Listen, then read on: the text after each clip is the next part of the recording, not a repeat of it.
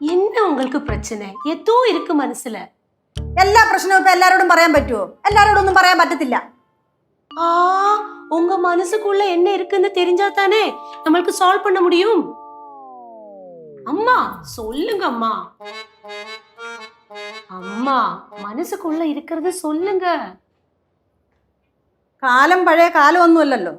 ഇപ്പൊ പ്രായമുള്ളവർക്കേ ചെറുപ്പക്കാരോടൊന്നും പറയാൻ പറ്റത്തില്ലല്ലോ. എല്ലാവർക്കും തന്നിഷ്ടമല്ലയോ. എന്നിട്ട് അതിനൊരു പേരും സ്വാതന്ത്ര്യം എല്ലാം വഴിയെ പഠിച്ചോളും. ഞാനൊന്നും പറയുന്നില്ല.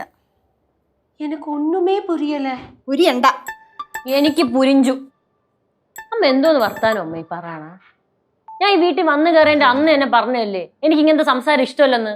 എന്തെങ്കിലും പറയാനുണ്ടെങ്കിൽ മുഖത്ത് നോക്കി സംസാരിക്കണം. എന്താണ്? എന്താണെന്നാ? തന്നിഷ്ടം, സ്വാതന്ത്ര്യം, അഹങ്കാരം. എനിക്കാ? നിനക്കല്ല, എനിക്ക്. എന്തോന്ന് അമ്മുമ്മ, വെറുതെ അമ്മുമ്മ ഓരോ വിഷയമൊക്കെ പറഞ്ഞ് പ്രശ്നം ഉണ്ടാകാൻ നോക്കുക. എനിക്ക് അതാണല്ലോ ജോലി. അതിന് മാസാമാസം എനിക്ക് ശമ്പളം കിട്ടുന്നുണ്ട്. ഓരോരുത്തർ ഓരോന്നൊക്കെ ഉണ്ടാക്കി വെക്കും, എന്നിട്ട് പോയ വഴിക്ക് അങ്ങ് പോകും. പിന്നെ അതിനെപ്പറ്റി ആലോചിക്കത്തേ ഇല്ല. அம்மா என்ன சொல்ல வரீங்க?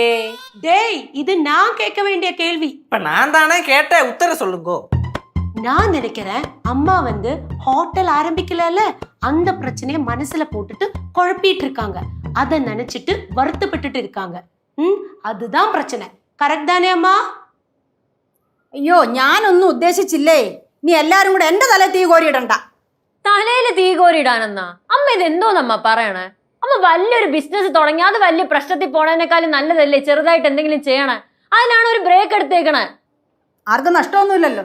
എന്റെ ചെറുക്കനല്ലേ ഉള്ളു നഷ്ടം. അമ്മ എന്തിനമ്മ ഇങ്ങനെയൊക്കെ സംസാരിക്കുന്നത്? അമ്മ എന്തിനാണ് കുറെ ദിവസമായിട്ട് എന്നെ ഇട്ട് ഇങ്ങനെ കുത്തണ? ഞാൻ ഒന്നും ചെയ്യാതെ വെറുതെ ഇരിക്കണം എന്നാണ് അമ്മ വിചാരിക്കണം. അമ്മയ്ക്ക് എപ്പോഴും ഞാൻ ഒരു മരുമോളാണെന്നുള്ള ഇത് മാത്രമേ ഉള്ളൂ.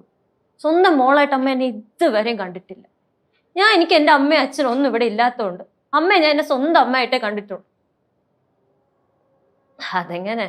എന്തായാലും രക്തം ആവൂലല്ലോ ഞാൻ.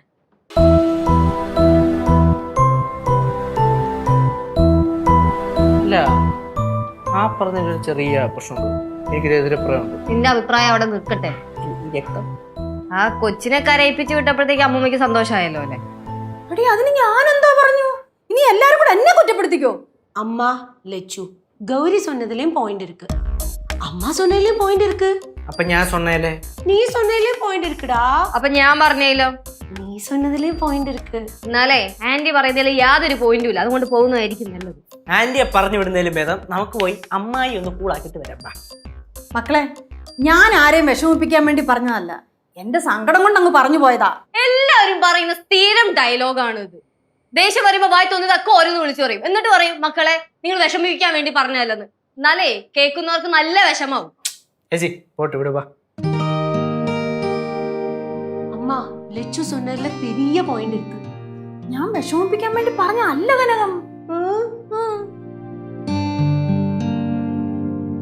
ഫ്ലവേഴ്സ് സ്മാർട്ട് ഷോ ശനി ഞായർ ദിവസങ്ങളിൽ രാത്രി 9:30 ഫ്ലവേഴ്സിൽ.